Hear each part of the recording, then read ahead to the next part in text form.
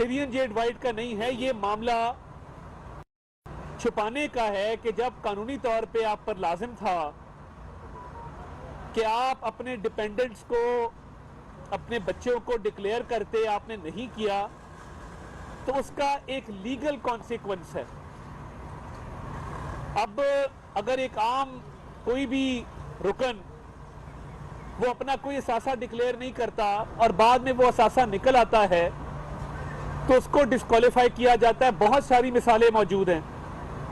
या कोई जाली दस्तावेज आप जमा करा दें या आपकी डिग्री जाली हो, तो इन तमाम चीज़ों का एक ही नतीजा है कि आप रुकने कौमी और सूबाई असेंबली रहने के अहल नहीं रहते और आप डिस्क्वालीफाई हो जाते हैं। यही मामला आज इस्लामाबाद हाई कोर्ट में ज़ेरे बहस था टिरियन जेड वाइट के केस में, जिसमें बदकिस्मती से इमरान खान न्याजी साहब ताखीरी हरबे इस्तेमाल कर रहे हैं, तारीख पे तारीख ली जा रही है और केस को मेरिट पर बहस करने से वो गुरेजा हैं। वो इस केस के मेरिट पे बहस नहीं करना चाहते, वो तकनीकी बुनियादों पे राह फरार इख्तियार करना चाहते हैं और उनकी मेन प्ली ये है, उनकी अदालत के सामने उनका मौकफ ये है कि इस केस को ना सुना जाए क्योंकि ये अदालत मजाज नहीं है इसको सुनने की चंद वजूहात की बिना पे। वो वजूहात क्या हैं? नंबर एक कि मैं एमएनए नहीं रहा। भाई आप एमएनए नहीं हैं तो आप पार्टी के सरबराह तो हैं, और जब ये आपने डिक्लेरेशन दी थी तब तो आप एमएनए इलेक्ट हुए थे। दूसरा, वो कहते हैं कि जी अगली तारीख पर भी हमारे वकील साहब मुल्क से बाहर हैं, हम यहाँ अवेलेबल नहीं हैं, आप तारीख दे दें। अब 1 मार्च को ये केस दोबारा सुना जाएगा, मगर ये मेरिट पे हम चाहते हैं और ये हमारा मुतालबा है बतौर एक बड़ी सियासी जमात के, बतौर इस पॉलिटिकल सिस्टम के स्टेक होल्डर के, कि इमरान न्याजी साहब आके मेरिट पे इसकी बहस करें। वो मेरिट पर बहस क्यों नहीं करना चाहते?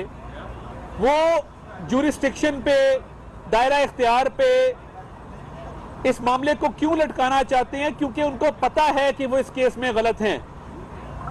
एक एफिडेविट मौजूद है जिसमें वो ये कहते हैं कि इस बच्ची की वालदा फौत हो गई, मैं इसकी खाला को इसका निगरान, इसका गार्डियन मुकर्रर करता हूं। अब वो डॉक्यूमेंट भी या इनको ऑन करना है या उससे इनकारी होंगे। और देखिए, डिस्क्वालिफिकेशन अपनी जगह पे, झूठा एफिडेविट देना, झूठे कागजात नामजदगी दाखिल कराना ऑन ओथ, ये एक जुर्म है, इस पे फौजदारी कार्रवाई भी बनती है। मगर ये केस को आगे नहीं चलने देना चाहते और ये तकनीकी बुनियादों पे छुपना चाहते हैं,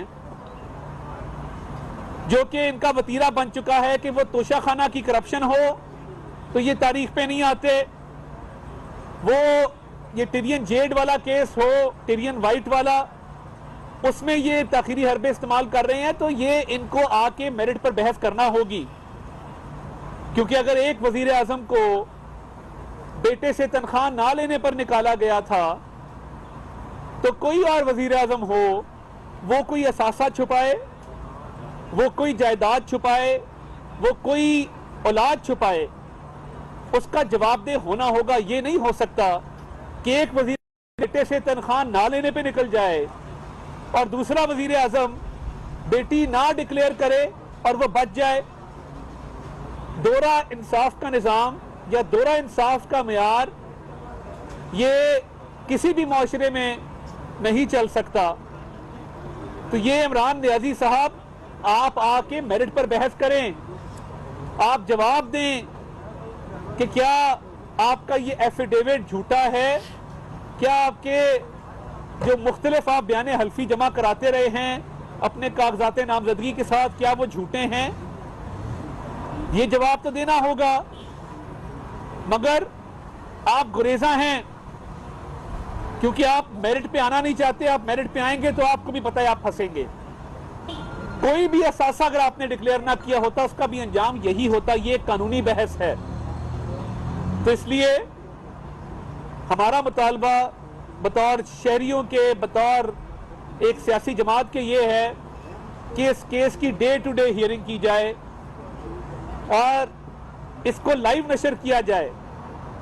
क्या अमर माने है कि ये केस लाइव नशर नहीं होता ताकि लोग देख सके कि इमरान खान साहब क्या ताखीरी हरबे अपना रहे हैं, किस तरह कोर्ट से तकनीकी बुनियादों पे रिलीफ लेने के लिए कोशां हैं और मेरिट पे इस केस को नहीं सुनवाना चाहते।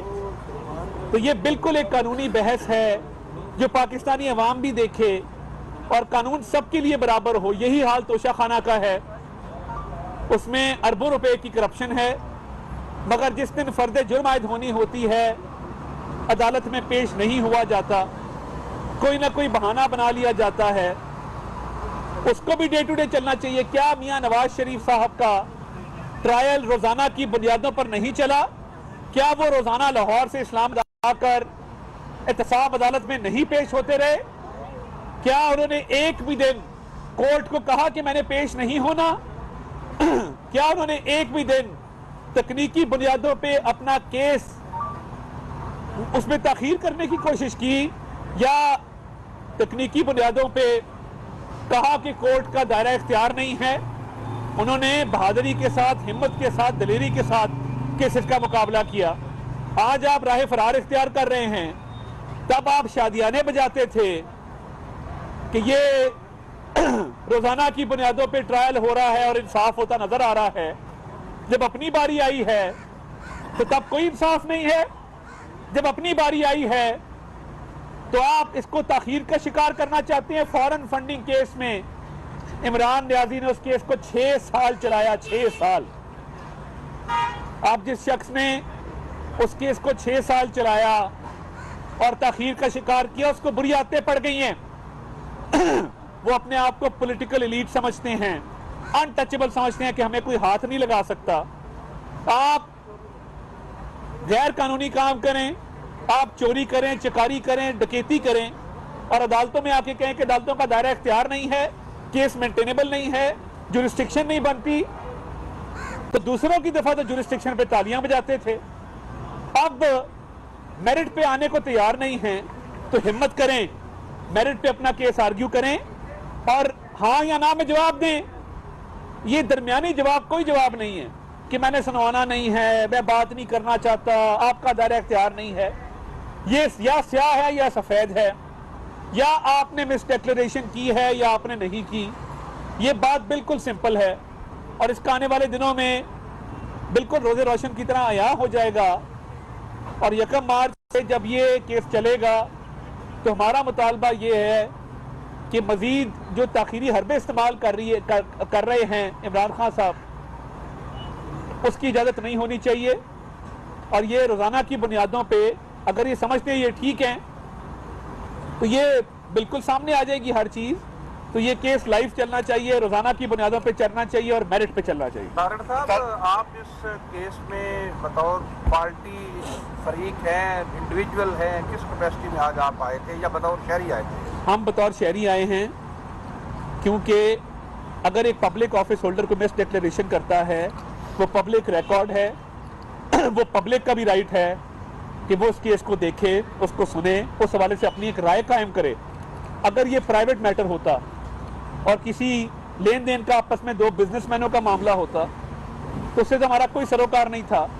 मगर जब मिस डिक्लेरेशन है और पब्लिक रिकॉर्ड में आपने एक झूठा एफिडेविट दिया है, कंसीलमेंट की है, तो वो हमारा राइट बनता है कि हम उसको सुने भी, उस पर कमेंट भी करें और उस पर मौकफ भी अपना। मिस डिक्लेरेशन की आपने बात की, इससे पहले भी लेटर पेश होते रहे हैं, चाहे वो कतरी खत हो या कैलबरी फाउंड के बारे में हो, उसके ऊपर आप क्या कहेंगे? और जिस तरह ये डिले कर रहे हैं, आप भी 90 दिन के इंतखाबात में काफी डिले कर रहे हैं। आप गवर्नर कहते हैं मैंने असम्बली तोड़ी नहीं है तो मैं डेट क्यों दूं, क्या कहेंगे? देखिए, अगर हमने ताखीरी हरबे इस्तेमाल करने होते हैं तो कैलबरी फॉन्ट के हवाले से बड़ी तफसील में बहस हो चुकी। वो फॉन्ट उस वक्त अवेलेबल था, एक तासुर दिया गया कि ये फॉन्ट अवेलेबल नहीं है। और कैलबरी फॉन्ट के हवाले से मैं इतना कहना चाहूँगा कि आज जब एवनफील्ड की अपील डिसाइड हो चुकी, कहाँ पे हैं वो प्रोसिक्यूटर्स, कहाँ हैं वो वकला जो कहते थे कि ये इसकी मनी ट्रेल अवेलेबल नहीं है, ये एसेट बियॉन्ड मीन्स है। वो केस मेरिट पे डिसाइड हुआ और उस पर मरियम नवाज शरीफ साहिबा ने कैद भी काटी, कैदोबंद की सूरतें भी बर्दाश्त की, और उसके बाद जब मेरिट पे केस आर्ग्यू हुआ तो पता लगा इसमें है ही कुछ नहीं। तो हम तो रोजाना की बुनियादों पे अदालतों का भी सामना कर चुके हैं, कैद भी काट चुके हैं, डिस्क्वालिफिकेशन का सामना भी कर चुके हैं। तो इसलिए हमने अगर ताखीरी अरबे इस्तेमाल करने होते तो आज भी इस केस के साथ यही बेंच एवन फील्ड का केस सुन रहा होता। तो अब इनकी बारी आई है, कम से कम हौसले, हिम्मत, सब्र के साथ इन तमाम बातों का जवाब दें, और गवर्नर साहब का जवाब गवर्नर साहब देंगे। वो बतौर गवर्नर अपना एक आईनी हक रखते हैं, मगर मेरा बतौर स्टूडेंट ऑफ लॉ के उस पर यही मौकफ है कि गवर्नर ने डेट तब देनी होती है जब गवर्नर ने डिसॉल्व असेंबली की हो।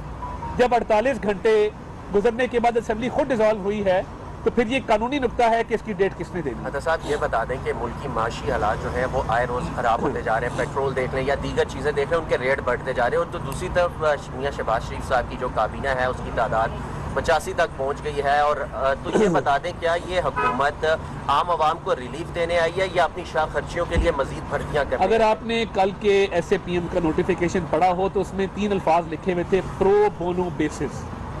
प्रो बोनो बेसिस का मतलब ये है कि इनकी अपॉइंटमेंट्स पे ना कोई तनख्वाह होगी, ना कोई खर्च होगा, ना कोई सरकारी पेट्रोल होगा, ना बाकी मामला होंगे। तो देखिए इत्तेहादी हुकूमत है, हमारी भी अपनी एक पार्लिमानी पार्टी है, तो ये कोई अचंभे की बात नहीं है। दूसरी बात ये कि जब हम इस मुल्क की भाग दौड़ छोड़ के गए थे तो उस ज़माने में 2018 में सब चीज़ें ठीक थी। उस शानदार इमारत को तबाह करने में, मुनहदम करने में इमरान नियाज़ी साहब का हाथ है। IMF के पास हमने तो नहीं कहा था कि हम खुदकुशी कर लेंगे, IMF के पास नहीं जाएंगे। IMF की जायज़ नाजायज़ जो भी शराइत उस पर हर किसी की राय हो सकती है, वो इमरान नियाज़ी साहब ने कबूल की। हमने आके अब ये मलबा उठाया है, अब इसके लिए कोशा है कि दिन ब दिन हालात बेहतर हों। तो ये पिछले 6 माह में तो हालात ख़राब नहीं हुए, क्योंकि इमरान नियाज़ी साहब ने CPEC को रोल बैक किया। एक दिन भी मईशत के लिए कोई मुस्बत कदम उठाया तो आप मुझे बता दें। हर दफ़ा तर्जुमानों का इजलास थी, हर मर्ज की दवा तर्जुमानों का इजलास है। महंगाई में बेपनाह इजाफा हुआ, मईशत तबाह हो गई। अब उस तबाही को ठीक करने की कोशिश की जा रही है और एक काबिल टीम जो है ये काम कर रही है। तो ये तो तनख्वाह नहीं दे रहे सर। मेजॉरिटी लोग कहा कि ये सियासी रिश्वत है अहमद मीर के प्रोग्राम में, तो क्यों जरूरत पेश आ रही है सियासी रिश्वत की? देखिए सियासी रिश्वत उन्होंने की राय अपनी होगी, मैं इसको सियासी रिश्वत नहीं समझता। और बहुत सारा काम हो रहा है इंस्टीट्यूशनल रिफॉर्म्स पे, लीगल रिफॉर्म्स पे, बहुत सारी चीज़ें जो हैं वो जिम्मेदारियां सौंपी जा रही हैं। तो मेरा ख्याल है इसमें कोई ऐसी हर्ज की बात नहीं। बहुत शुक्रिया, थैंक यू। वज़ीर आज़म के मुआविन ख़ुसूसी YouTube पर गूगली न्यूज देखने के लिए youtube.com की सर्च बार में गूगली न्यूज TV टाइप करें। गूगली न्यूज के पेज पर सुर्ख रंग के सब्सक्रिप्शन वाले बटन पर क्लिक करना ना भूलिए। YouTube पेज पर अपलोड होने वाली वीडियोस से बाखबर रहने के लिए बेल आइकन पर क्लिक कीजिए। आपको हर नई वीडियो के बारे में नोटिफिकेशन मौसूल हो जाएगा।